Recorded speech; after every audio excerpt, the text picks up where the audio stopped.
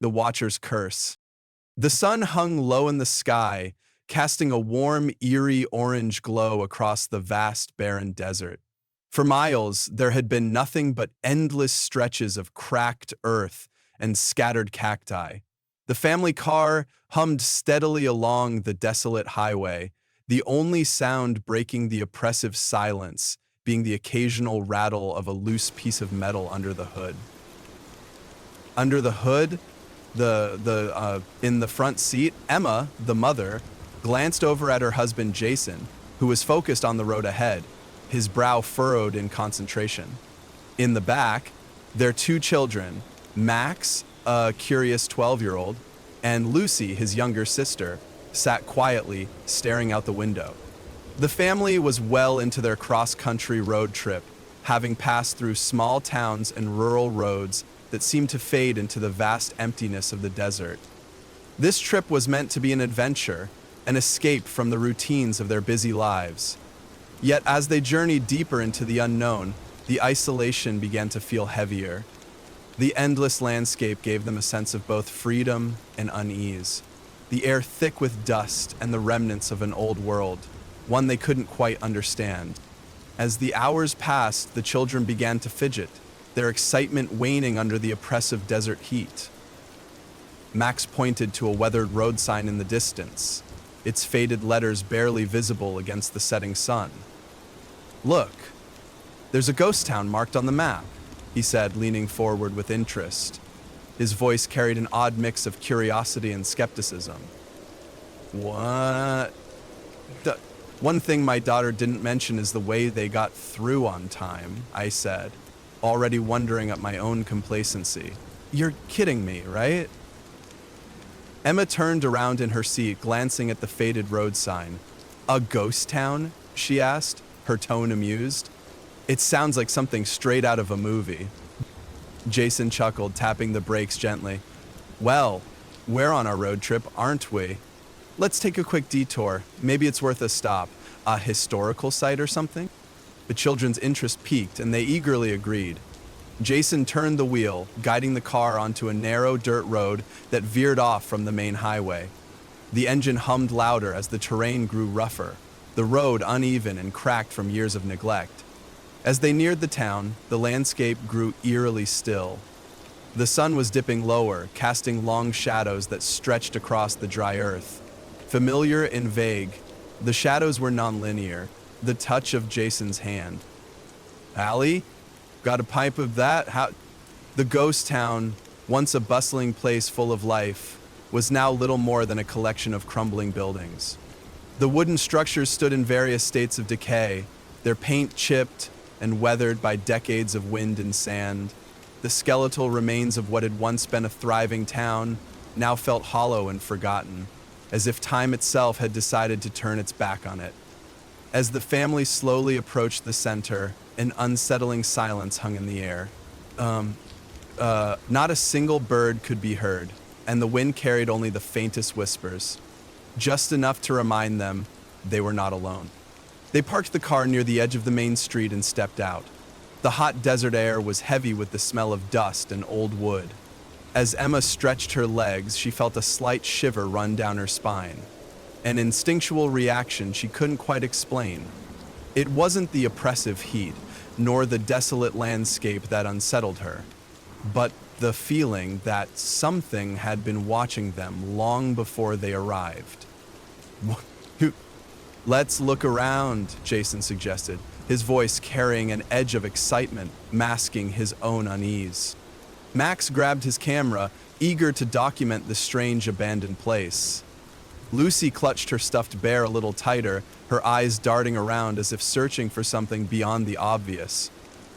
Together, they ventured into the ghost town, unaware that their brief stop in this forgotten place would lead them into something far darker than they ever could have imagined. The family stepped out of the car and into the ghost town, greeted by a suffocating stillness that seemed to envelop them instantly. The air was heavy with the smell of dust and dry earth, the kind that could only be found in the heart of a desert. Despite the fading light of day, the town still seemed bathed in an unnatural glow, the orange and pink hues of the sunset reflecting off the cracked facades of long-forgotten buildings. I propped the sofa up on the porch, and my mind went back to the story of Jacob and Mama. There was a strange sense of timelessness here, as though time itself had stopped, leaving only the skeletal remains of what once was. I got a free ride because, I had no reaching out frame to work with, and I still don't, quite honestly. The buildings were in various states of decay, their paint peeling and fading like the memories of the people who had once called this place home. The windows were all boarded up, the doors nailed shut, creating a series of blank, lifeless faces staring out at the family. A few old, rusted vehicles were left abandoned on the sides of the road, their tires deflated and bodies eaten away by years of neglect. Huh, I said, hesitating. I'll open the gateways, and I promise you that someone will follow my vow. But they didn't, because no one wanted to let the whichever stays in a collection. The only sound breaking the heavy silence was the creaking of wooden beams in the soft wind and the occasional rustle of tumbleweeds rolling across the street like some strange omen. As the forest entered, I started to feel a little unease, watching the walls and ceilings grow fainter and fainter. The town looked like it had been forgotten for decades. No signs of modern life remained, and the street was empty, save for the family and the occasional gust of wind. It felt as if they had stepped into a different time, a place preserved by the passage of years, but untouched by the present. Emma, clutching her camera, looked over at Jason, her expression unsure. It's creepy, right? She asked, her voice barely above a whisper. Yeah, Jason nodded, but his curiosity overpowered his unease. He had always been drawn to places like this, to the forgotten corners of the world, where the past seemed to haunt the present. Max, ever the adventurer, was already several steps ahead, his camera clicking away as he captured the eerily still surroundings. He was fascinated by the relics strewn across the town, the broken remnants of a life that had been abandoned without a trace. Lucy, on the other hand, stayed close to Emma, her hand gripping her mother's tightly. The little girl's eyes darted from building to building, as if searching for something. She could feel the weight of the silence, the unnatural stillness, and it made her nervous. As Arlen stood on the bank of a small river to her left, they saw a familiar endless line, dropping away almost precipitously, severing their family made their way down the main street. The family made their way down the main street, the ground beneath their feet cracked and dry, as though the earth itself had split open from years of neglect. The houses and shops lining the street were little more than wooden shells now, their roofs sagging and windows shattered. Some had collapsed entirely, leaving piles of rubble in their wake. Let's go someplace safe. At least some people were protected from cold and winter, said Jane, lying close to her mother. Others had been boarded up, their doors and windows tightly shut, like the town itself was trying to keep its secrets locked away. As they walked, the family began to notice strange details that only deepened the sense of unease hanging over the town. In one of the shop windows, old newspaper clippings were taped to the glass. The headlines were faded and barely readable, but they seemed to tell the story of a town that had thrived, then suddenly vanished. One headline read, "Town shaken by unexplained disappearances," while another said, "Strange lights seen in the sky, residents fear the worst." The dates were too old to be relevant, but the eerie connection to the town's abandonment was impossible to ignore. A few feet down the street, they came upon an old hardware store, its door hanging loosely on its hinges. Inside, rusted tools were scattered across the floor, left behind in haste. An old saw sat propped up against a wooden counter, its teeth still sharp, but covered in dust and cobwebs. Max couldn't resist the temptation to peer inside, his camera clicking rapidly as he captured the scene.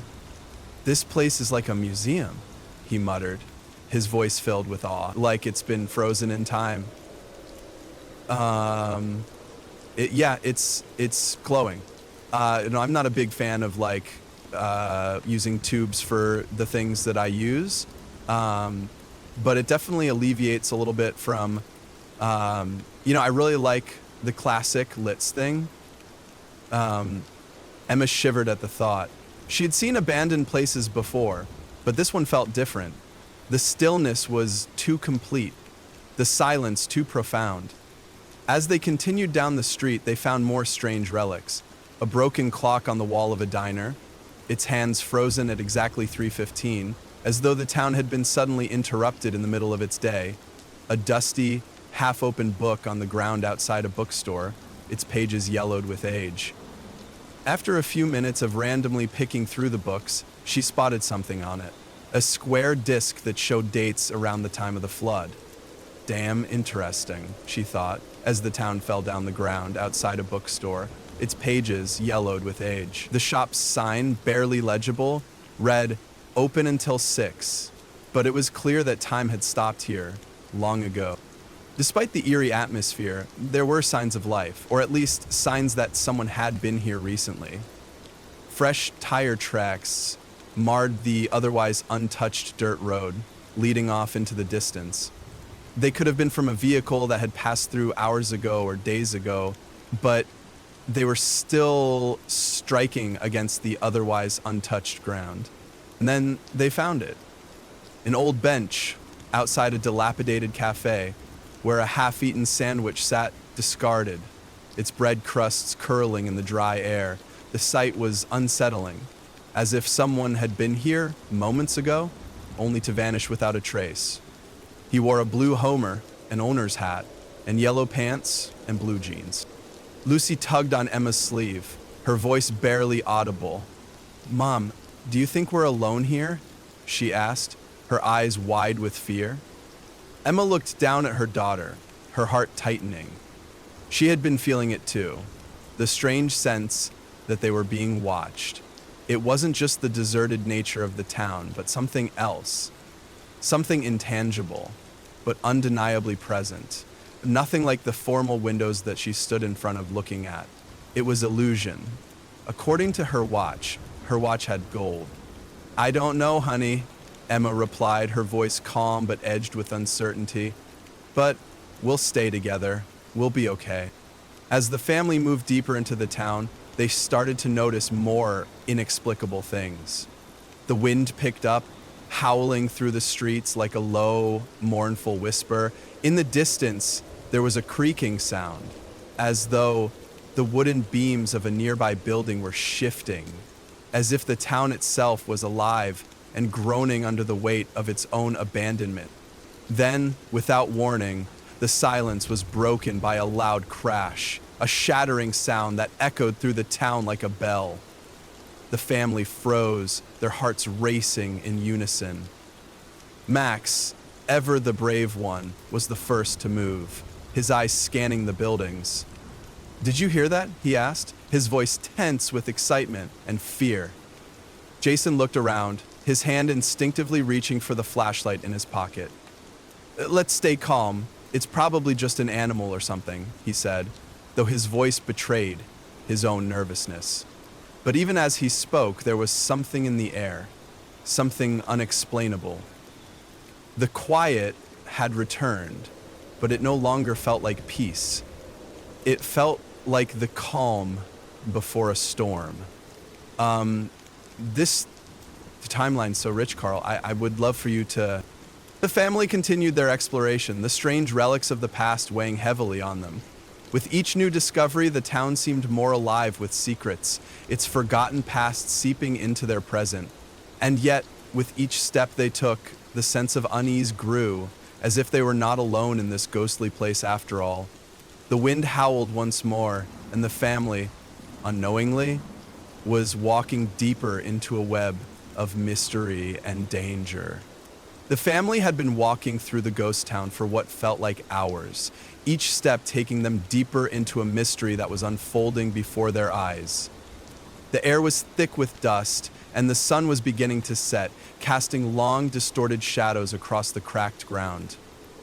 Their initial curiosity had started to shift into something more uncomfortable, an unsettling sense that they were not alone. Max and Lucy were the first to notice the toy store. Tucked away between two crumbling buildings, its door hung ajar, the faded sign above reading "Toys and Trinkets" in peeling letters. Despite the store's dilapidated state, there was something about it that drew them in. Max, always eager for a new adventure, pushed the door open, the rusty hinges creaking loudly in the silence.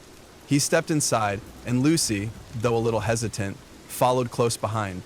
The inside of the store was a time capsule of a long-forgotten childhood. The shelves were lined with old, dust-covered toys, broken dolls, cracked wooden trains, and faded stuffed animals. But it wasn't the toys themselves that caught their attention. It was the way they seemed to stare back at them, their vacant eyes unblinking, their faces frozen in expressions of eternal disquiet. Max wandered deeper into the store, his camera already snapping away at the strange collection of forgotten relics. His gaze fell upon a set of dolls arranged on a shelf, their glassy eyes fixed in an unsettling gaze. There was something deeply wrong about the dolls. They felt alive in a way that made his skin crawl. One doll in particular stood out, a small porcelain figure dressed in an old-fashioned pink dress. Its face was delicate, but one of its eyes was missing, leaving behind an empty, hollow socket that seemed to stare at Max with an unnatural intensity.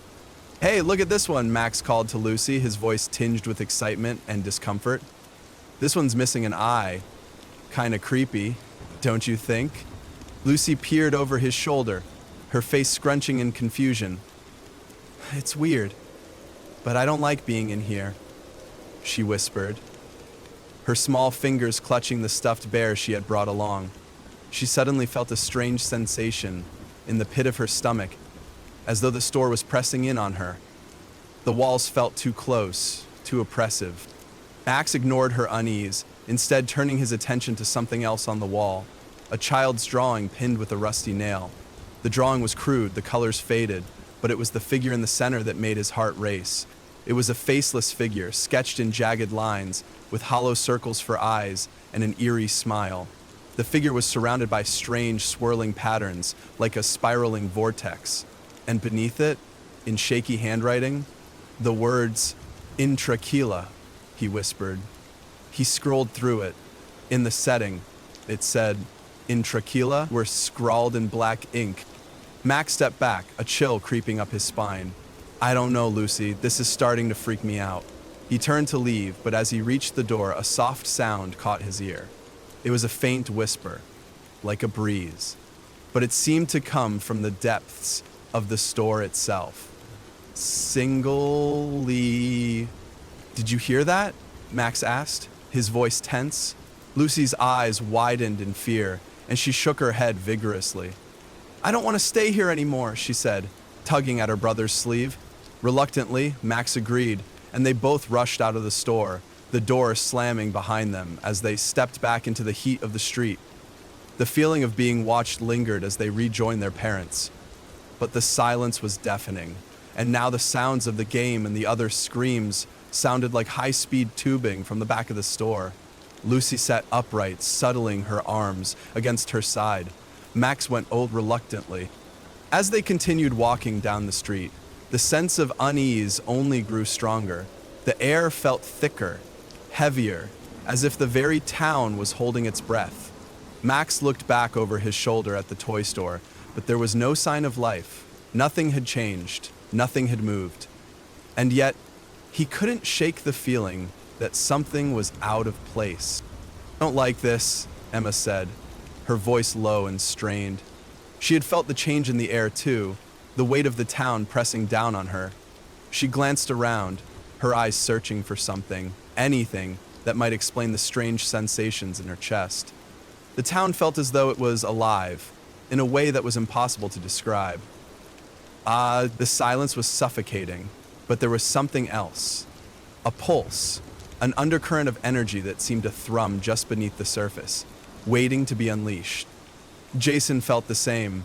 He had tried to remain calm, to keep the family together, but as the minutes stretched on, a sense of dread gnawed at him. Something was wrong, but he couldn't pinpoint what it was. The silence had become oppressive, and the town seemed to be shifting, like Something was moving just out of view. Shadows flickered in the corners of his vision, always out of reach, but present enough to make him question his own senses. So before he left, I made him wait on the stairs, he said. "Let's get out of here," Jason said, trying to keep his voice steady. "We've seen enough. We can get back on the road and put this place behind us." But just as they turned to leave, a sound pierced the silence, a faint, echoing footstep. It was as though someone was walking behind them, their steps soft but deliberate. Jason spun around, his heart pounding in his chest, but there was nothing there. The street was empty, no one, no movement, just the quiet desert air blowing through the buildings. "Did you hear that?" Emma asked, her voice quivering with fear. "There was someone behind us, wasn't there?" Jason swallowed hard, shaking his head. "I don't know. I heard it too, but there's no one here." The footsteps were gone, but the feeling of being watched remained. The air was thick with tension as they turned and began to walk faster, trying to ignore the gnawing unease that had taken hold of them. As they continued down the street, they stumbled upon something even more unsettling: the old church at the edge of town. It loomed in the distance, its tall spire casting a long shadow over the cracked ground. The church looked as though it had been abandoned for years, the wood of the door warped and splintered, the stained glass windows shattered and clouded with dirt. Yet, something about it drew them in, an irresistible pull that none of them could explain. Without saying a word, Jason led the family toward the church, his steps slow and deliberate. The closer they got, the more oppressive the air seemed to become. It was as if the church itself was holding its breath, waiting for them to arrive. The door creaked open as they pushed it, the sound echoing eerily in the stillness. Inside, the church was a hollow shell. The pews were empty, the altar covered in a thick layer of dust. Strange markings covered the walls, etched in the old stone with something dark and unrecognizable. Faded prayers were scrawled in ink beneath the markings, the words barely legible. The room smelled musty, and the air was thick with the scent of decay. A sense of heavy, suffocating silence hung in the air, as though the church was sealed off from the rest of the world. Max's eyes roamed over the strange symbols on the walls, and he stepped closer to get a better look. "What do you think this means?" he whispered, his voice carrying a tone of fascination and fear. "I don't know," Jason said, his eyes narrowing, "but I don't like it." Suddenly, a cold breeze swept through the church, sending a chill down their spines. The temperature dropped, and a shadow flickered across the room, disappearing before anyone could react. Lucy let out a quiet gasp, her hand clutching her bear tighter. The air grew heavier, and the silence became suffocating. "I think we should go," Emma said, her voice trembling. "This place feels wrong." Em already felt the heat surging through her body. Her senses were routed by what she thought was the wrong, seeming reality. Reluctantly, the family turned to leave, their hearts pounding in their chests. As they stepped out into the fading light of the evening, they felt a strange sense of relief, as though the oppressive weight of the town had lifted just a little. But the unease remained, and as they walked back toward the street, the footsteps began again, softer this time, but unmistakable. The family quickened their pace, each of them desperately trying to shake the feeling that something was following them. The shadows seemed to shift, and the town, now fully engulfed in darkness, felt more alive than ever. It was as though the ghost town had woken up, its secrets stirred by the presence of the family. But what they didn't know was that the town wasn't just haunted. It was waiting for them to uncover its darkest, most twisted truth. She dropped her hands and looked up at her watch again. As the sun dipped below the horizon, casting an eerie glow over the ghost town, the air grew colder. The once orange hues of the desert sky faded into muted purples and blues, and the wind began to pick up. swirling dust and debris through the empty streets. The temperature dropped rapidly, and despite the fact that they had just arrived, the family couldn't shake the feeling that they had been here far too long. The shadows stretched long across the abandoned town, making every corner seem darker and more foreboding. Max and Lucy's parents, Jason and Emma, tried to maintain a sense of normalcy. They urged the children to keep moving, to explore the town as they had planned. But there was an undeniable tension in the air, something unspoken that lingered between them all. It wasn't just the abandoned nature of the town or the creaking of dilapidated buildings. No, it was something else. Something far more unsettling. The town felt alive, but not in a way that made them feel welcome. The family walked deeper into the town, each step seeming to echo off the hollowed-out buildings. As they passed an old storefront, Emma felt an odd prickling sensation on the back of her neck. She glanced around, but the street was still empty, the only movement the fluttering of dry leaves. She tried to shake off the feeling, but it lingered like an unshakable weight. Sorry, I don't know. Tell me more.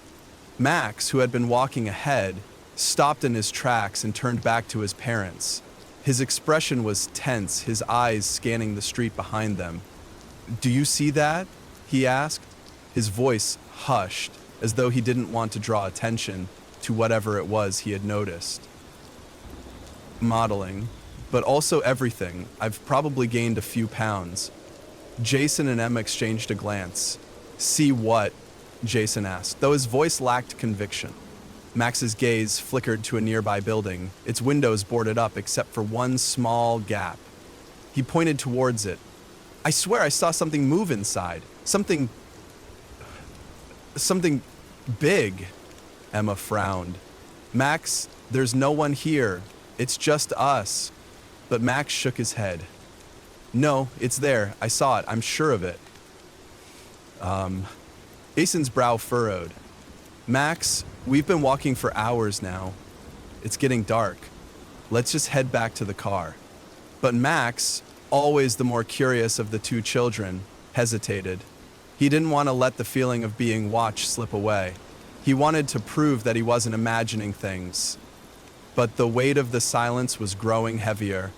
The longer they stayed, the more the town seemed to close in around them.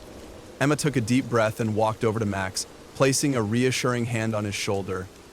"Let's stick together, okay? There's nothing here. We're just tired and the town's making us see things. I think it's probably just believing in nature. You can't turn away from anything if you believe in it." Max didn't respond immediately, but he nodded reluctantly. He wanted to believe her, but deep inside, he felt a growing sense of dread. Meanwhile, Lucy had wandered off. She had been unusually quiet since they'd arrived in the town, but now she seemed oddly drawn to something. As they walked through the main street, Lucy veered off to one side, walking toward the old town hall. The once grand building, now decayed and falling apart, stood at the end of the block. The doors were wide open, and inside, the faint silhouette of a large, ornate mirror could be seen through the broken glass windows. "Lucy!" Emma called, but her voice was lost to the wind. The child didn't respond, her small figure moving steadily toward the entrance of the building. "Lucy, get back here." Jason's voice was sharper this time, but it did nothing to sway her. She was entranced, her feet moving in a slow, trance-like rhythm, her eyes fixed on the mirror, as though it had some unseen power over her. The family hurried after her, their footsteps echoing louder in the hollow street. By the time they reached the town hall, Lucy had already crossed the threshold and was standing before the mirror. It was enormous, taller than her by several feet, and its frame was tarnished, the gold leaf flaking away in places. Lucy stood motionless before it, her eyes wide, her face expressionless. The air thickened as if it were being paralyzed by her recent loss. She flung her arms around her. tossing fake letters on the floor, letting the papers dangle in the wind. Emma knelt beside her daughter, placing a hand on her shoulder. "Lucy, sweetie, come on. Let's go back to the car." But Lucy didn't respond. She continued to stare at the mirror, her eyes locked on her reflection, though it seemed as if she wasn't seeing herself at all. There was something else, something beyond the glass that had caught her attention. Jason, growing more concerned, stepped closer to the mirror. His own reflection was distorted in the dirty surface, the lines of his face warping unnaturally. He felt the hairs on the back of his neck stand up. There was something off about the way the mirror seemed to absorb the light, almost as if it was pulling in the surrounding darkness. And as he stared, his reflection didn't quite match his movements. It was subtle at first, a slight lag in his image as he moved his hand. But it was enough to make him freeze. "Lucy," he started again, his voice trembling. "Lucy, look at me." He began, hovering forward and anxiously slipping on the words. Bear scratched at his face. "Lucy, look at me." Finally, after what seemed like an eternity, Lucy blinked and turned to face her father. Her expression was vacant, her eyes hollow, and for a moment Jason felt a flash of panic. Her face was like a mask, empty and unrecognizable. "Lucy?" Emma whispered, kneeling beside her.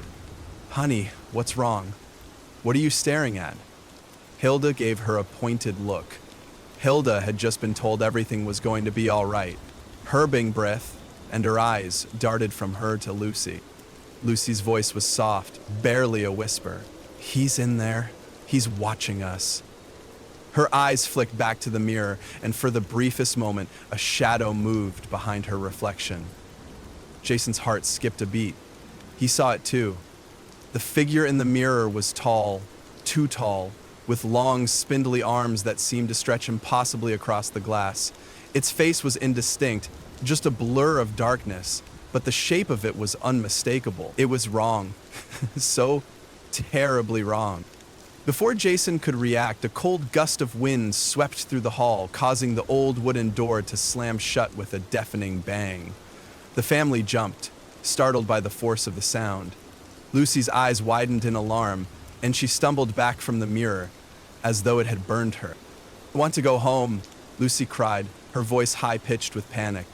All right, let's get out of here," Jason said, his voice urgent. He grabbed Lucy's hand and began to pull her away from the mirror. But as he moved, he couldn't shake the feeling that something was wrong. Something was following them. Max was standing by the door, his face pale, his eyes wide with fear. "Dad, there's something in the alley. I saw it move. It's following us." Jason turned sharply, but the alley behind them was empty. Nothing moved. The wind stirred the dust, but there was no sign of life.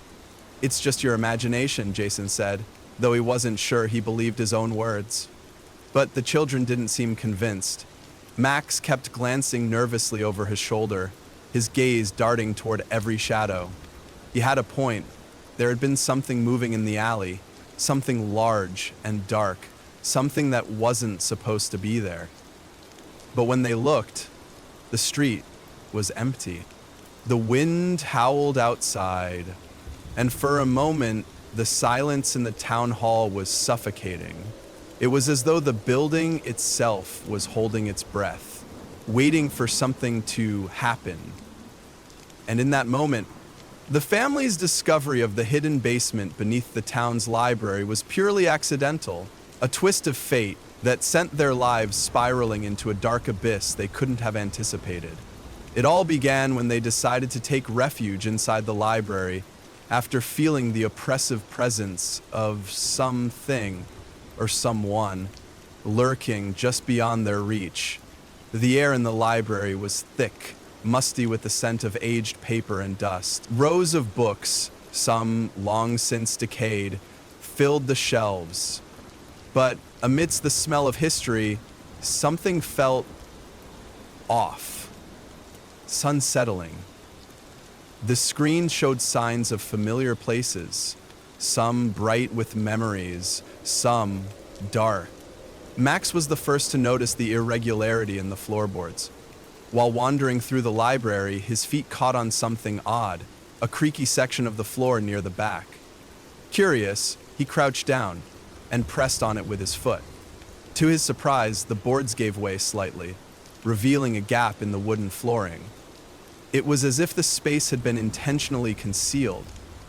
Without saying a word, he gestured for the family to gather around. "Come in." Jason knelt next to him, and together they pried open the gap. The space beneath was narrow and dark, but just enough for them to squeeze into. They removed the boards, and the musty smell intensified, a mix of earth and decay filling the air.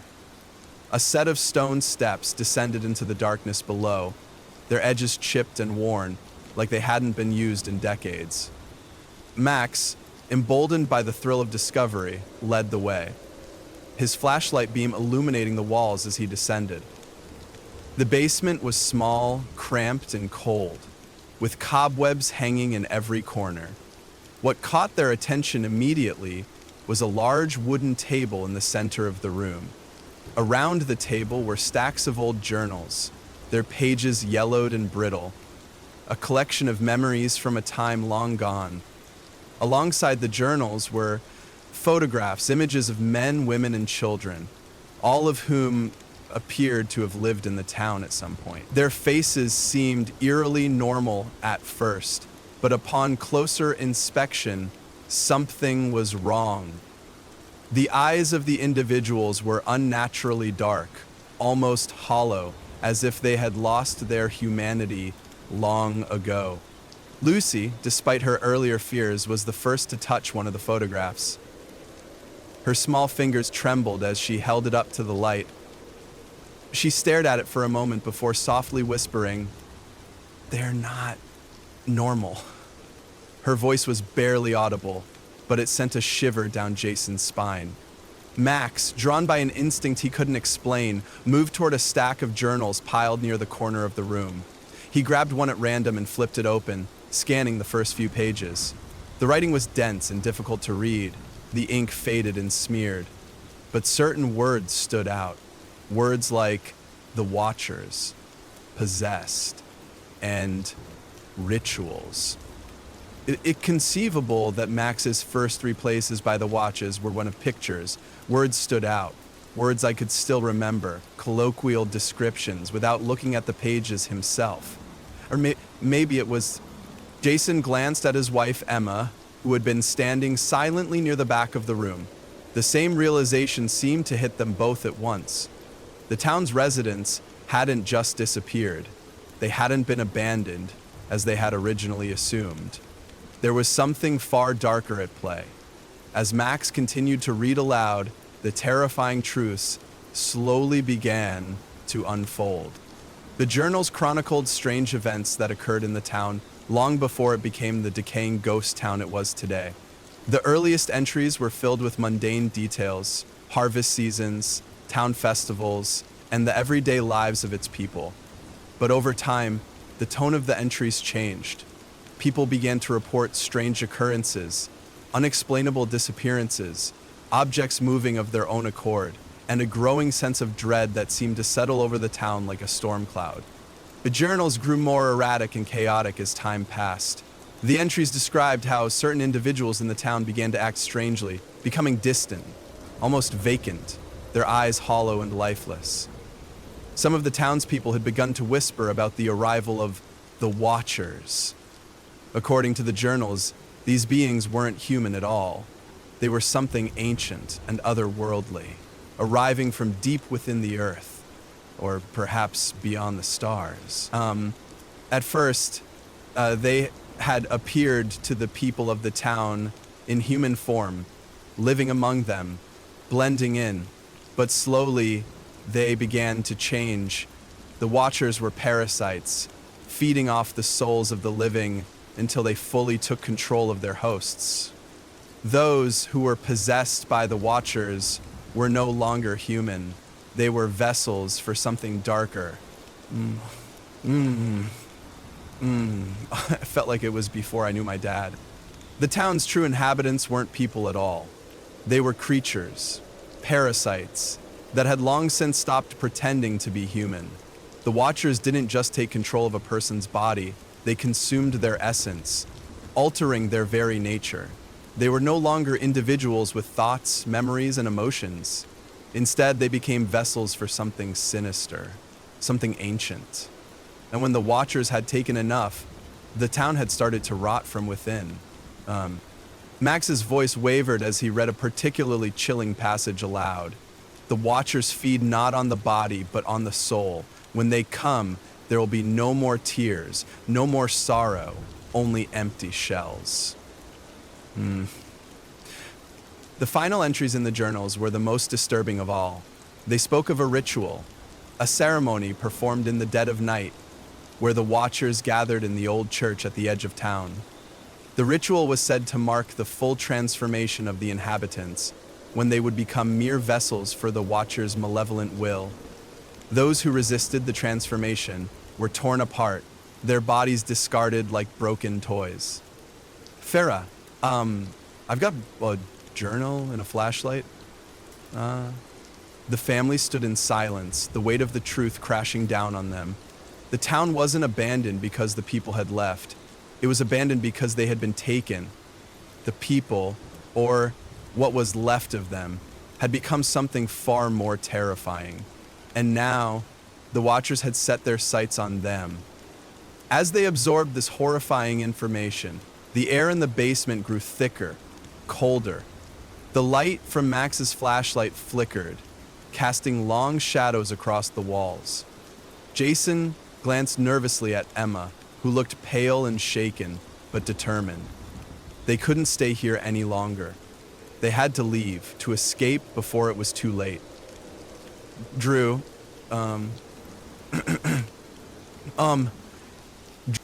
But as they began to rise, ready to retreat back up the stairs, something made them stop. In the corner of the room, partially obscured by shadows, a large wooden chest stood. It was old, covered in dust and cobwebs, and it seemed to pulse with a strange energy, as though something within was alive. Against their better judgment, Jason moved toward the chest, his heart pounding in his chest. He knew they had to leave, but the pull of the chest, the mystery of what lay inside, was too great. Slowly, cautiously, he opened it. "Ha, you sense," he said, as he lifted the lid and held it in his hands. Inside, there was a collection of items that sent a chill down his spine. More photographs, some of the same people from the other photos, but these were different. They were younger and they had strange symbols drawn over their faces, as though to mark them. The photos had been taken before the Watchers had fully taken over. Bam. As Jason dug deeper into the chest, his fingers brushed against something cold and metallic. He pulled out an old, tarnished key. It was shaped like an ancient, twisted symbol, and it felt as if it carried the weight of centuries. A sudden noise snapped Jason's attention back to the room. The basement door creaked open, and a faint whisper floated down the stairs. "You shouldn't have come here." Roused by the whisper, he looked down to see his best friend Jason sitting on the floor. The voice was faint but unmistakable, and it sent a cold rush of terror through him. The family froze, fear locking them in place, as they realized they weren't alone. The Watchers had known they were here all along, and now they were coming for them. "Why is that?" he asked, trying to keep up. Her sister replied. The family's nightmare had only just begun. The air in the basement seemed to thicken, suffocating the family with a sense of impending doom. Jason's hand trembled as he held the twisted key, its cold surface sending a ripple of unease through his body. Emma stood frozen, her gaze locked on the dark stairwell leading up to the ground floor. They were not alone anymore. The faint whisper had turned into a low, guttural hum, an almost hypnotic sound that filled the room. "What? Simon called, recognizing the sound whenever he heard it, and when the spell ended, he glanced up sharply. Simon squealed as he heard the sound. "Get in here. Go ahead really fast. Just get in here, get in." And for a moment, it was as if something ancient and malevolent was drawing closer, watching them, and waiting for the right moment to strike. Then, the feeling of dread escalated to a sharp, heart-pounding terror. The hairs on the back of Jason's neck stood on end, and his breath hitched in his chest. The door to the basement creaked open with a suddenness that made Emma jump. Her hand instinctively grabbed for Jason's, but it wasn't the fear in her eyes that made him turn toward her. It was the eerie change in their surroundings. Ugh. It doesn't make sense, okay? The whispers had grown louder, their cadence now unmistakably human, but not quite human. It was as though several voices were speaking at once, their words a mix of distorted syllables, each one unintelligible, but full of ominous intent. Jason's pulse quickened as the shadows seemed to stretch, curling around the basement like dark tendrils reaching for them. And then they heard it, the sound of footsteps, slow, deliberate, as though something or someone was approaching. The footsteps grew closer, but no one emerged from the doorway. Jason's grip tightened on the key in his hand, his body instinctively moving to protect his family. Emma held on to Lucy, who stood by the stairs, eerily quiet. I need to get back to my key. Max stood in the center of the room, staring blankly ahead. His face had gone pale, his body rigid, but it was his eyes that sent a chill down Jason's spine. His once bright, expressive eyes were now dark, empty voids, as if every trace of humanity had been drained from them. Max opened his mouth, but instead of his usual voice, a deep, guttural tone filled the room, a voice that wasn't his own. "You should have left when you had the chance," Max's voice rumbled, sending an icy wave of terror through the family. Emma gasped, stepping back as Lucy, too, began to change. The young girl's eyes had turned black, like a bottomless pit, her once innocent face now contorted in an expression that didn't belong. Her small, trembling fingers twitched unnervingly, as if something was tugging at the strings of her soul, pulling her deeper into the Watcher's control. Her lips parted, and a low whisper slipped from her mouth. "You're too late." The parents' hearts froze in their chests as they realized that the children were no longer their own. The Watchers had taken hold of them completely. Their children were lost. No, this isn't happening," Jason muttered, the reality of the situation crashing down on him. He took Emma's arm, his voice barely a whisper. "We have to get out of here, now." They turned toward the stairwell, desperate to escape the basement and the growing sense of malevolent presence closing in around them. But the door at the top of the stairs suddenly slammed shut with a deafening bang, trapping them in the dark, cold basement. The walls seemed to pulse with an unnatural energy, the air growing thicker with each passing second. Their path to freedom was blocked. "Something to keep in mind. Something here." "You will never leave," Max's voice echoed, sending a ripple of dread through the room.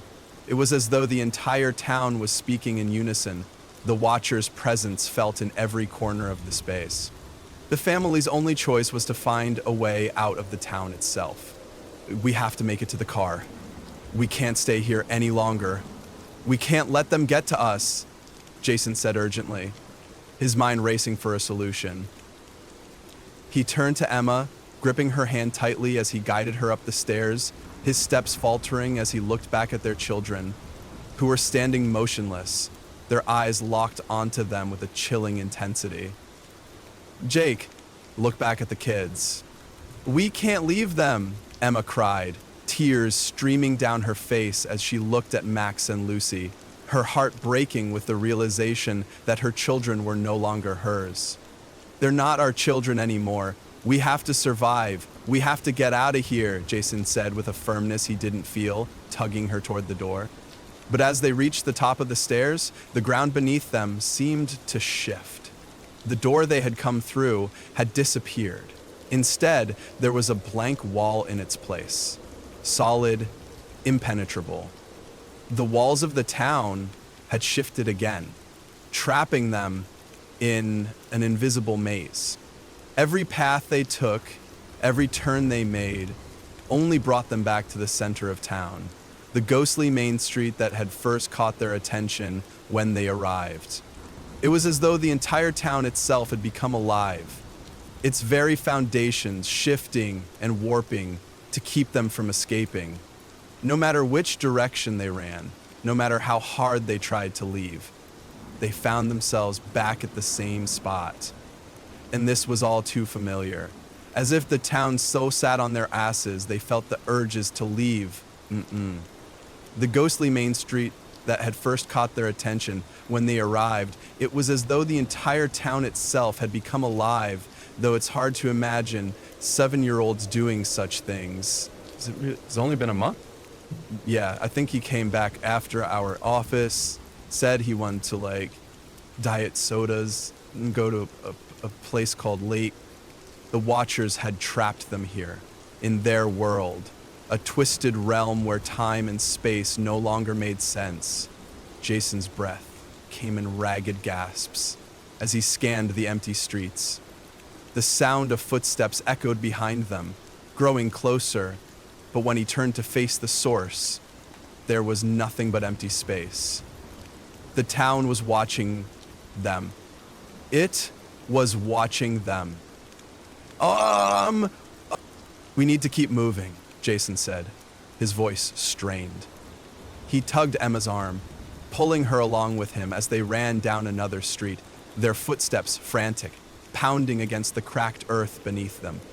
The wind picked up, swirling dust and debris in the air, as if the very town was trying to choke them. But once again, they found themselves standing in the center of the town square, the faded remains of buildings towering above them. Their car was nowhere to be seen. "Oh, it's no use," Emma sobbed. "We're trapped. There's nowhere to go." The sound of their children's voices drifted toward them, soft and melodic. It was like the wind was carrying their words, no longer the innocent voices of their children, but something else, something twisted.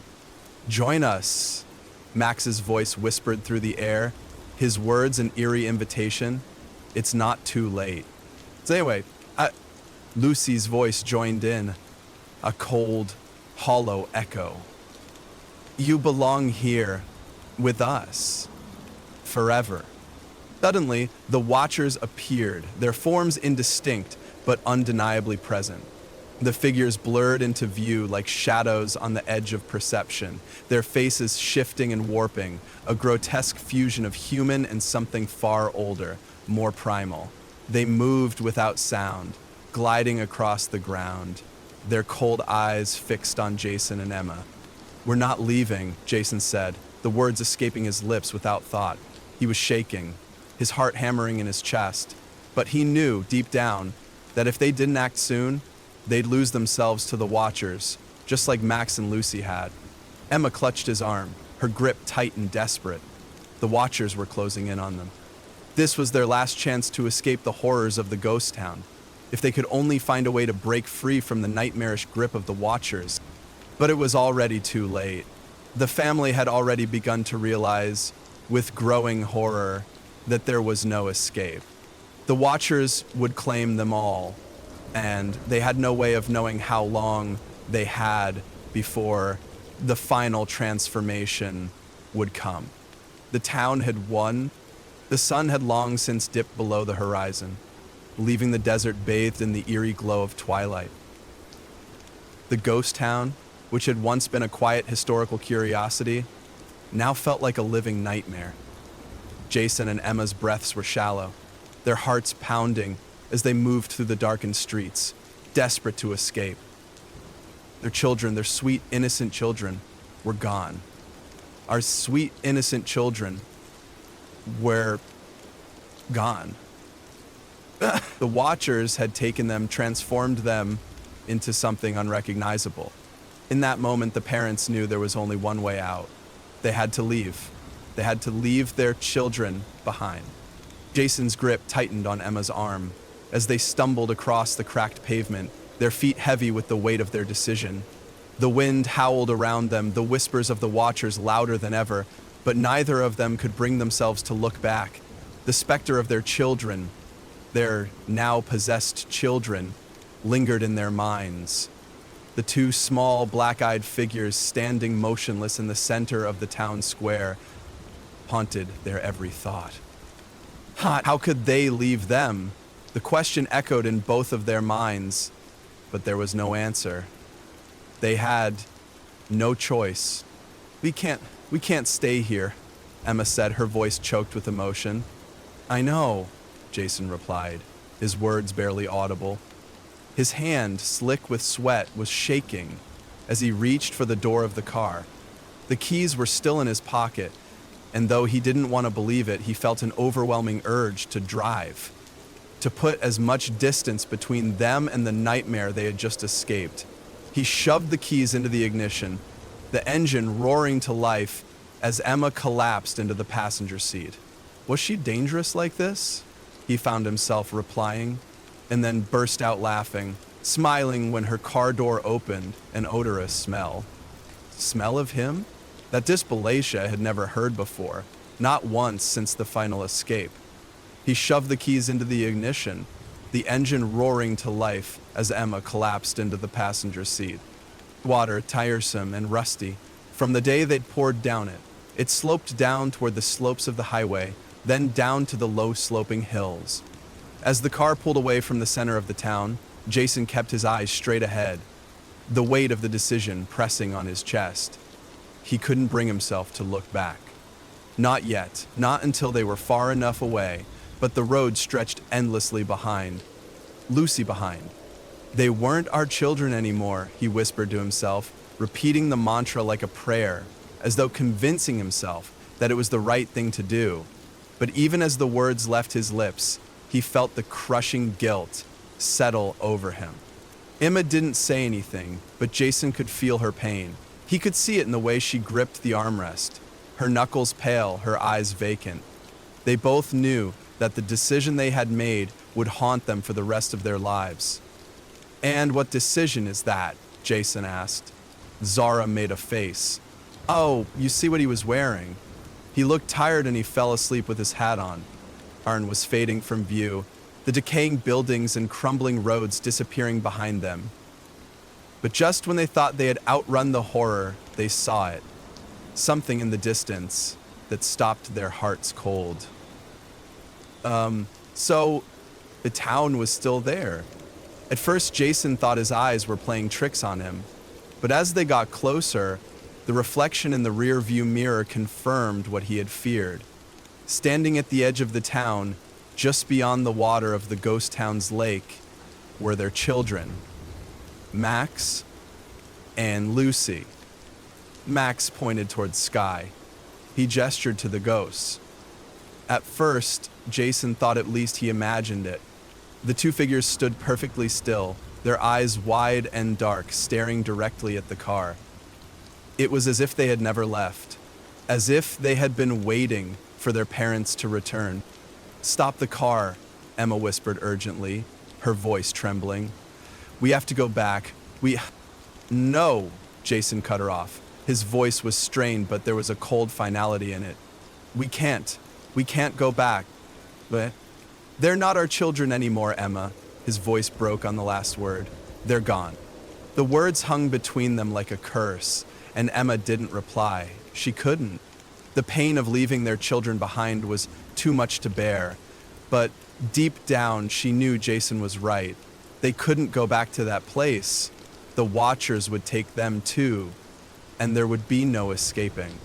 Jason slammed his foot on the gas pedal, the car surging forward. He couldn't look at the children in the rearview mirror anymore. His hands gripped the wheel, knuckles white, but he kept his eyes on the road ahead. The town, the nightmare, was behind them now, or so he thought. As they drove farther from the ghost town, Jason couldn't shake the feeling that something was still with them. The air inside the car felt too thick, too still.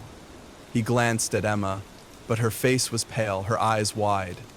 She was staring straight ahead, her lips trembling, as if she were trying to hold back a scream. Jason opened his mouth to speak, but just as the words left his throat, a soft sound interrupted him, a whisper. The whisper wasn't coming from outside the car, it was coming from the back seat. Jason spun around in his seat, his heart leaping into his throat. Max and Lucy were sitting in the back of the car. The figures, now much closer than before, were no longer standing at the edge of the lake. They were sitting right behind him, their black eyes staring blankly at him through the rearview mirror. Max's face was expressionless, but Lucy's lips curled into an eerie smile. "Somehow reveal your secrets to me," he said merely. "We're coming with you, Mommy." "Daddy," Lucy whispered, her voice now a haunting, guttural tone. It was no longer the innocent child's voice, but something else, something that had taken over. Jason's heart skipped a beat. His hands trembled violently as he reached for the steering wheel. He tried to focus on the road, but the reflection of his children in the mirror held him captive. The faces were wrong in ways he couldn't describe, like the eyes were no longer human, but empty, soulless voids. They're still here, Jason," Emma said softly, her voice barely a whisper. "They never left." He gritted his teeth, trying to push the fear away, but the truth was undeniable. The Watchers had followed them. They always followed.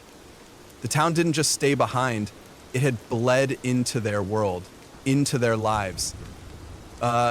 Nothing made sense. Like, why would Tara, bands of the Hammer Ran, join with us? The car sped forward, the miles passing in a blur, but Jason couldn't shake the feeling of being hunted. He knew deep down that the children he had abandoned weren't just waiting for them at the lake. They were part of something far darker, something that would never let them go. And as the distant glow of the town faded into the night, Jason and Emma saw the reflection of their children once more, this time in the side mirror. Their dark eyes followed them as they drove away, and Jason realized with cold finality that they would never truly escape. The Watchers had claimed them, body and soul. The last glimpse in the mirror was all he needed to know. The town was still with them. Forever. As the car sped away from the ghost town, the weight of their escape lingered heavily in Jason and Emma's minds. They could feel the sinister presence of the Watchers closing in on them, even as the town receded into the distance. The road was endless, the desert stretching out on all sides, but there was no real sense of safety. They couldn't outrun it. Emma's gaze remained fixed on the rearview mirror as if waiting for some sign that the nightmare was over. But in the reflection, she saw something that made her blood run cold. Max and Lucy, now still as statues, stood at the very edge of the lake. Their faces were no longer twisted with dark laughter. Instead, their eyes were fixed forward, like sentinels, watching them. Jason could feel the tension in the air as it thickened between them, suffocating any hope of peace. We have to face the truth," he said quietly, his voice hollow. Emma turned to him, a pained expression on her face. "What do you mean?" "The town," Jason said, his voice trembling, "it's not just a ghost town, it's a prison." Emma looked at him in disbelief, unable to comprehend. "What are you talking about? A prison for what?" "For the Watchers. They've been trapped there for centuries. The town is their cage, but every few years it draws in new victims, new families, people like us, unsuspecting travelers passing through who get pulled into its grasp. The Watchers, whatever they are, feed on our souls, keeping us trapped, and once they claim you, there's no escape." He continued, his words bitter and anguished. "That's why we could never leave. The town isn't just abandoned, it's cursed, and it cycles, replacing one group of victims with the next. We were always meant to be there. The Watchers made sure of it. Fuck candy bars. But they fuck me too," I yelled. Harm! Emma felt the air in the car grow colder. She thought back to the eerie sounds in the wind, the strange relics they had found, the half-eaten sandwich, the sounds of footsteps following them when they turned around and saw nothing. All of it was part of the town's dark rhythm, each event designed to lure them deeper, to make them feel at home, just long enough for the watchers to take over. Matthew, Emma felt the air in the car grow colder. She said suddenly. And the children, Emma whispered. Max and Lucy, they were already gone when we got there. It was too late. Jason's face contorted in guilt and sorrow. Yes, we just didn't know it. The moment they saw the watchers, they were marked. And once they're marked, there's no going back. The horrifying truth settled in, heavy and final. The ghost town wasn't a place abandoned by time. It was a place that existed outside of time. A location where the watchers lay in wait, always looking for new victims, and then imprisoning them for eternity. No matter how far one ran, the curse would never release its hold. The town would call them back. As Jason glanced at the rearview mirror once more, he understood. The watchers hadn't just followed them. The town had bled into their lives, into their very souls, and they were now part of the endless cycle. The eerie reflection of Max and Lucy remained there, standing unmoving by the lake's edge, not just in the mirror but in their minds. The cursed town was with them forever, its shadow stretching across their lives. The road ahead no longer seemed like an escape. No matter how far they drove, no matter how fast, the watchers would always be watching, waiting for the next family to fall into their trap. And once you entered the ghost town, there was no leaving. Not really. The curse of the watchers would ensure that they, too, would soon join the endless cycle of lost souls, forever trapped in the town's grasp,